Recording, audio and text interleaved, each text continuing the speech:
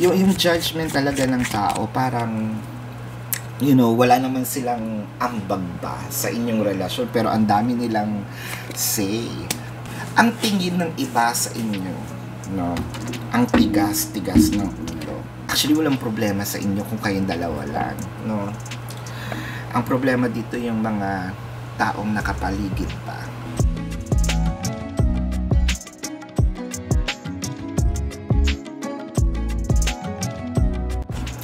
Hello mga Virgos, check natin ang inyong April reading.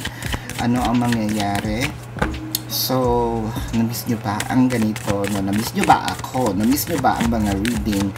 Let me know. Let's start ngayon sa ating reading for the month of April. Breathe.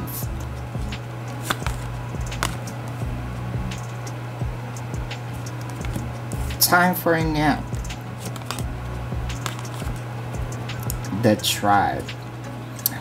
Oh my God. April Virgo. So, ang nakikita ko dito parang ang daming taong, madaming paksyon, no, sa inyong relasyon. May mga taong madaming sinasabi, hindi naman sila ang nasa loob ng relasyon ninyo, no? Pwede itong kapamilya, pwede itong kaibigan, no? Katrabaho. So maraming eksena sa buhay, madaming hanash kumbaga, no? With the solar plexus, wow, and the base chakra, passion ignited. So ang nakikita ko dito, meron talagang paninindigan, no? Kahit ano ang sabihin nila, ikaw pa rin, no? Ipaglalabang kita. Ayan. So, ang nakikita ko dito, ang tingin ng iba sa inyo, no? Ang tigas-tigas ng ulo. Ayan ang sinasabi ko. Hindi naman nila kasi alam kung ano yung nangyayari sa relasyon. Hindi nila alam kung ano yung sabihin nating napapaloob, no? Dun sa relasyon na yun. Ano yung mga napapag-usapan. Ano yung, kumbaga, conversations behind closed doors. So, yung mga nangyayari na hindi naman ninyo ipinapublish, pinopost, no? Mga pangarap, ganyan. Ayan. The Hermit.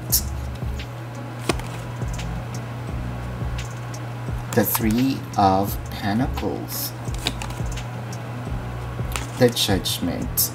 So, isa lang talaga ang nakikita ko dito.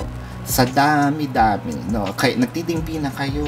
Gusto niyo nang sumagot, gusto niyo nang let's say magsalita, no? Pero siguro out of respect, no? Pinipili niyo manahimik. Yung iba sa inyo nagtatago, ayan, itinatago pa itong relasyon na ito. Siguro sasabihin ng mga kapatid, ng nanay, ng tatay, ayan. Yung iba sa inyo nakakita ko dito, it could be May, December love affair. No, ito yung mga relasyong may agwat ng kaunti, no?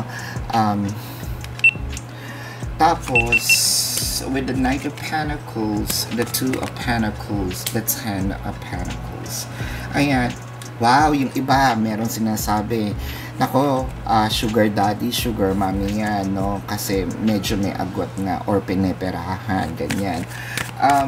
Kaya minsan yung judgment talaga ng tao, parang wala naman silang ambag ba sa inyong relasyon, pero ang dami nilang say. The Emperor, the Eight of Cups, the King of Wands. So ang nakikita ko dito, no, Virgo. Wow. Parang yung relasyon na to, yung isa gustong, sige, mag-give up na tayo. Yung isa, hindi, kaya naman natin to pwede pa naman natin to ipaglaban, no?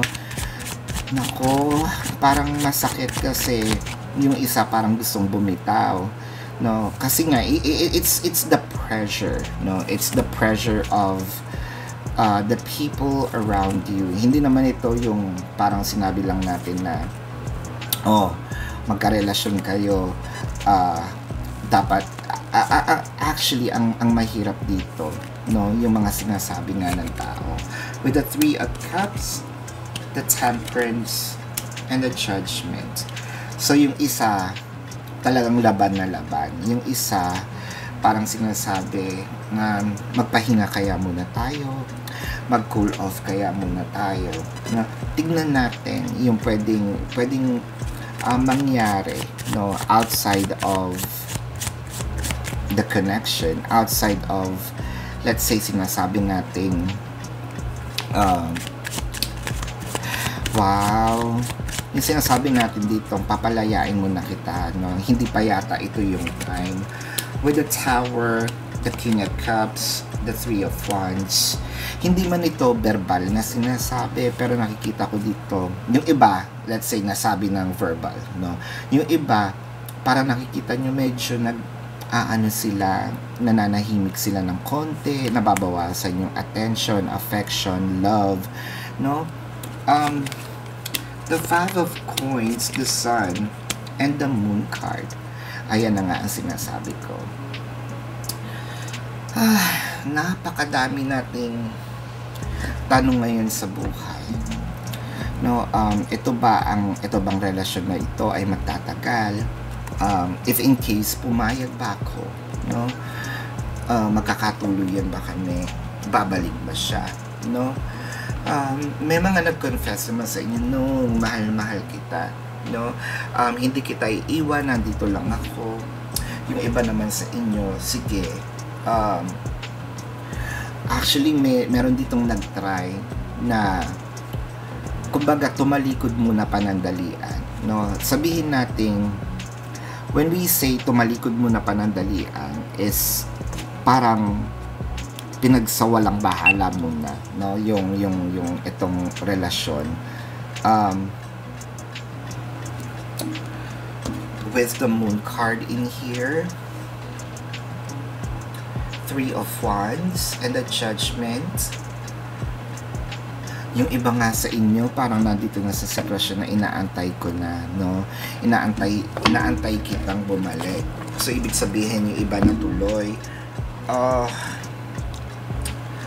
Ang masakit kasi dito, hindi naman kasi ito yung relasyon na actually walang problema sa inyo kung kayong dalawa lang, no?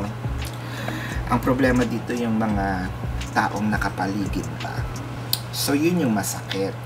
Hindi mo rin naman mapagsawalang bahala kasi importante din yung mga tao, no, na kumbaga nakikialam.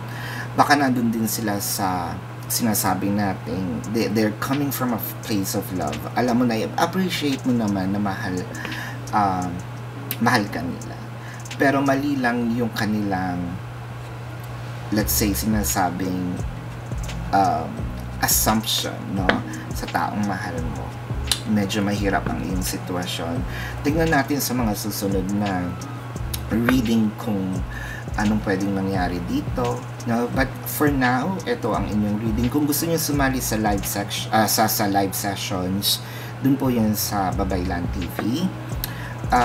Don't forget to comment down below, subscribe to the channel, no, kung hindi pa po kayo nakakapag-subscribe, and please do click the like button, no, to encourage me naman to post more videos. Again, this is your reading, Virgo.